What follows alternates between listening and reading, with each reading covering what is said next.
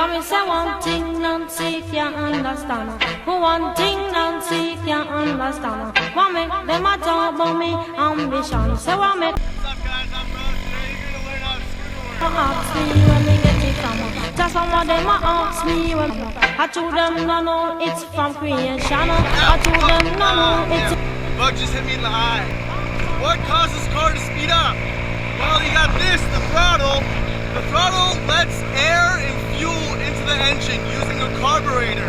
Carburetor, right?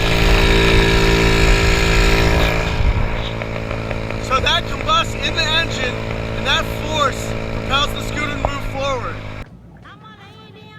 So, in our force diagram, while speeding up, you can see that we have the force of the engine and the force of friction.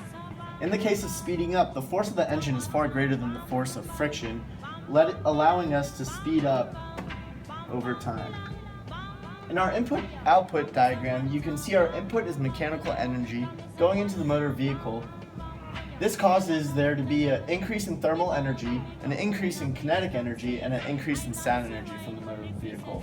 Our outputs will be heat energy, mechanical energy, and sound energy. During speeding up, our interactions are infrared heat conduction and friction type contact push-pull. I use this to brake. So what the brake does is it presses a pad against the wheel, which creates friction. That friction also distributes to the ground. The tires get heated up as well, and you come to a stop. Within this friction type contact push-pull interaction, the input being the mechanical energy goes into the tire system, causing the kinetic energy to decrease and the thermal energy to increase, having the output as heat energy, right? Right? You already pressed play and Oh, we're recording. Okay. This is the force diagram of slowing down. There's two forces acting on the motor vehicle.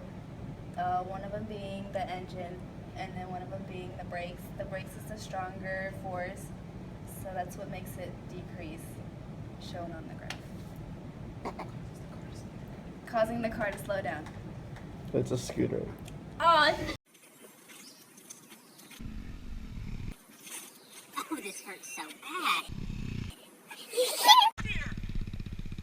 What we have here is an input-output diagram showing what takes place during the full stop of a vehicle. This is a heat conduction interaction showing that mechanical energy is transferred to the motor vehicle, which causes an increase in thermal energy and a decrease in kinetic energy, with our output being heat energy. This is the force diagram for full stop. There are two forces acting on the motor vehicle, the force of the brakes and the force of the engine. The force of the brakes is greater than the force of the engine, causing the car to slow down and eventually stop to have zero speed, which is shown in this graph here. Not sure how safe any of this is, but I'm hoping I get an A. What time?